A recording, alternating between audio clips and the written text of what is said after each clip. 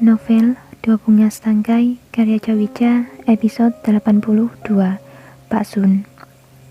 Malam itu setelah Salma dan Hanafi makan berdua, Hanafi mengantar Salma untuk beristirahat di kamarnya, sedangkan ia sendiri memilih tidur di kamar Insa sendirian. Memeluk guling yang selalu dipakai Insa, juga terkadang menciumi aroma tubuh yang masih tertinggal di tempat tidur itu. Ia merasakan rindu yang teramat sangat. Ia pun sering tertidur dalam isaknya. Hari terus berganti, sudah 1 minggu berlalu, tapi Insa belum juga bisa ditemukan. Hanafi dibuat sangat kacau dengan keadaan ini. Dia sering marah-marah tidak jelas, membentak para pengawal atau siapapun yang menelpon memberikan informasi yang tidak sesuai dengan harapannya. Hanafi juga sama sekali tidak mengurusi perusahaannya, hingga banyak klien yang dibuat kecewa oleh sikapnya. Hanya dalam waktu 1 minggu, kedudukan semua saham perusahaannya merosot tajam. Tak sedikit juga klien yang gagal bekerjasama ataupun memutuskan untuk mundur dari kerjasamanya karena tidak sportifnya sikap Hanafi dalam menjalankan bisnisnya. Desas-desus tentang perginya istri Tuan Muda Wijaya Group itu telah sampai di banyak telinga, terutama para klien, juga kolega-kolega yang bekerjasama dengannya. Sikap Hanafi yang lebih mementingkan urusan pribadinya menjadi sebuah alasan banyak klien yang memutus kerjasama dengannya. Dengan menurunnya kedudukan saham di perusahaan, krislah yang dibuat kalang kabut dalam menanganinya. Dia berusaha menjalin lagi hubungan baik dengan para klien yang masih bertahan. Dia juga masih dibuat khawatir karena belum ditemukannya Insa dalam pelariannya. Pagi itu tepat jam 05.00 pagi, Hanafi sudah terbangun dari tidurnya. Dia menatap tempat tidur di sebelahnya. Insa, pulanglah, aku merindukanmu. Aku merindukanmu yang selalu membangunkanku setiap pagi. Rindu melihatmu tertidur pulas di sampingku. Hanafi pun menghela nafas panjang. Akhir-akhir ini, dia sering bangun kesiangan. Karena waktu tidurnya yang tak menentu, ia juga sering bangun tengah malam, hanya karena teringat dengan Insa. Juga karena mimpi buruk yang selalu menghantuinya. Ia sering bermimpi Insa yang pergi dan tak pernah kembali, sering bermimpi kalau Insa tengah berduaan bersama lelaki lain, dan mimpi-mimpi buruk yang lainnya tentang kekhawatirannya pada Insa. Hanafi pun berjalan malas ke kamar mandi, hendak menjalankan rutinitasnya mandi setiap pagi. Setelah beberapa saat, dia terlihat keluar dari kamar mandinya dengan rambut yang setengah basah, juga handuk yang masih melekat di tubuhnya. Ia berdiri di depan cermin menatapi bayangan tubuhnya. Kehidupan apa yang akan aku jalani tanpamu, Insa? Ia lalu mengacak-acak rambutnya, seperti yang sering Insa lakukan padanya. Kau menyukainya kan? Menyukai rambutku yang seperti ini. Aku selalu menuruti apapun yang kau mau, tapi kenapa kau masih saja pergi dariku, Insa? Hanafi mengingat lagi saat Insa berkelayut manja di lehernya dengan duduk di pangkuannya, menatapnya dengan tatapan penuh cinta. Insa seringkali menggoda Hanafi dengan tatapan manjanya, tatapan yang membuat Hanafi selalu luluh dibuatnya. Kenangan-kenangan indah itu terus saja berparade dalam pikirannya, melukiskan sebuah senyuman tipis di bibir manisnya. Tok tok tok, suara ketukan pintu. Tiba-tiba saja Hanafi terkesiap dengan suara ketukan pintu itu. Seketika juga lamunannya tentang Insa buyar begitu saja. Ia cukup heran siapa yang mengetuk pintu kamarnya sepagi ini, karena beberapa hari belakangan tak ada yang berani mengganggunya, mengingat sang tuan muda ini memiliki emosi yang labil akhir-akhir ini. Masuk, Hanafi menjawab ringan. Terbukalah pintu kamar itu. Ia melihat sosok seorang yang tak asing di matanya, meski dengan tubuhnya yang mulai menua. Pak Sun. Seketika Hanafi menghambur memeluknya. Bahkan saat Pak Sun masih ada di ambang pintu, Hanafi sangat senang karena kedatangannya. Pelukannya selalu hangat untuk Hanafi, seakan ia menemukan pelukan tangan yang sama seperti tangan ayahnya dulu. Apa kabar, Tuan Muda? Pak Sun menepuk-nepuk pundak Hanafi lembut.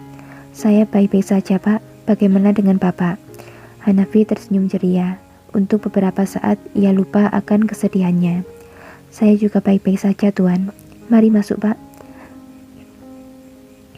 Mereka pun berjalan dengan satu tangan Hanafi yang masih tertaut pada bahu Pak Sun.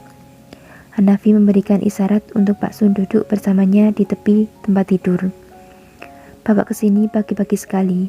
Jam berapa Pak Sun berangkat dari villa Bapak? Bukannya perjalanan cukup memakan waktu ya?" Hanafi seketika menatap heran pada Pak Sun. "Iya Tuan, saya berangkat tengah malam tadi. Saya pikir akan menemui Tuan Muda di pagi hari." "Bapak mengendarai mobil sendiri?" "Tentu tidak Tuan, saya bersama sopir yang mengantar saya." "Baguslah kalau begitu. Tidak baik juga di usia Bapak yang sekarang harus mengemudi sendirian." Hanafi tiba-tiba mengambil posisi di tengah tempat tidur. Dia memberikan isyarat kepada Pak Sun untuk duduk di sebelahnya. "Pak, bolehkah saya tidur di pangkuan Bapak?" Hanafi memelas pada Pak Sun. "Tentu saja Tuan, lakukan apapun yang Tuan inginkan." Pak Sun terlihat tersenyum ramah pada Hanafi, karena dia tahu suasana hati Hanafi saat ini. Itu juga yang sering dilakukan Hanafi dulu saat kehilangan kedua orang tuanya. Hanafi menaruh satu tangan Pak Sun di kepalanya, dan Pak Sun mulai mengelus kepala Hanafi lembut. Untuk beberapa saat keadaan hening. Hanafi terpejam merasakan belayan tangan hangat Pak Sun yang selalu dirindukannya. "Bangkitlah Tuan Muda, Wijaya Group membutuhkan Anda." "Aku tak bisa berpikir tentang apapun sekarang Pak. Apa Bapak tahu tentang..." Hanafi masih memejamkan matanya. Pak Sun berkata sebelum ia selesai dengan kalimatnya. "Tentu saya tahu Tuan, tentang Nona Insa bukan?" Mungkin memang aku yang bodoh Pak. Insa pergi karena salahku." "Salah Tuan Muda atau bukan, tapi bukan seharusnya Tuan Muda meninggalkan Wijaya Group begitu saja." Pak Sun terdengar bernafas dalam. "Tuan Muda lupa bagaimana Tuan Besar mendirikan perusahaan tersebut dengan susah payah sampai menjadi seperti sekarang. Wijaya Group butuh Anda Tuan. Jangan biarkan kerja keras Tuan selama ini menghilang begitu saja." Hanafi membuka matanya, mencoba menghela nafas dalam. "Saya mengerti apa yang Tuan Muda rasakan sekarang, tapi saya mohon berusahalah untuk tegar, berikan dorongan untuk Tuan bangkit kembali. Jangan terpuruk dengan keadaan ini. Setidaknya lakukanlah semua untuk calon penerus Wijaya Group nanti, seperti yang Tuan Besar lakukan dulu, untuk menjamin kehidupan Tuan Muda selanjutnya." Hanafi kini menatap Pak Sun masih dalam pangkuannya. Pak Sun pun menghentikan elusan tangannya. "Pak Sun tahu tentang Salma?" Hanafi menatap Pak Sun dengan penuh kebingungan. "Tentu saja Tuan, saya tahu semua tentang Tuan Muda, tentang Nona Salma, tentang Nona Insa, Nona Salma, dan kehamilannya." Pak Sun menjawab ringan dengan wajah yang datar. Seketika Hanafi pun bangun dan duduk di samping Pak Sun, memandangnya lekat. "Siapa yang telah memberitahu Pak Sun tentang ini? Katakan, siapa saja yang telah mengetahuinya Pak?" "Tidak penting siapa yang mengatakannya Tuan. Tak mudah seorang perempuan untuk menerima pernikahan kedua.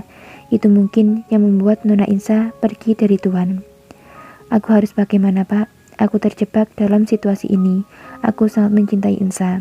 Aku tak mau melepaskannya begitu saja. Dan juga Salma.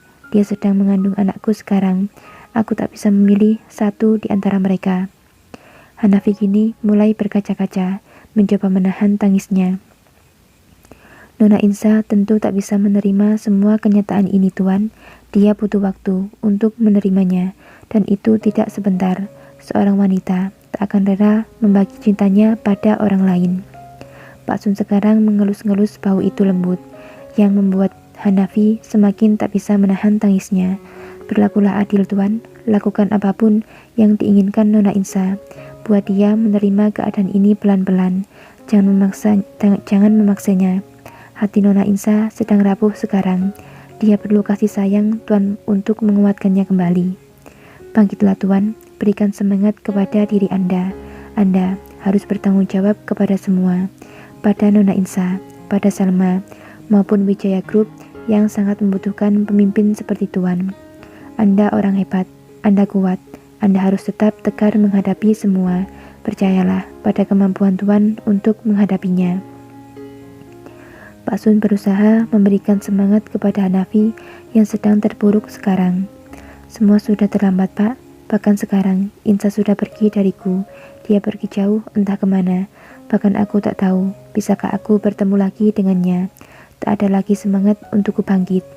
Hanafi menatap nanar pada Pak Sun, dengan masih menitikkan air matanya. Semua belum terlambat, Tuan. Nona Insa tak pergi jauh dari Tuan. Hanafi menatap bingung karena perkataan Pak Sun. Lalu sedetik kemudian, Pak Sun meneruskan kalimatnya. Saya tahu di mana Nona Insa sekarang. Bersambung.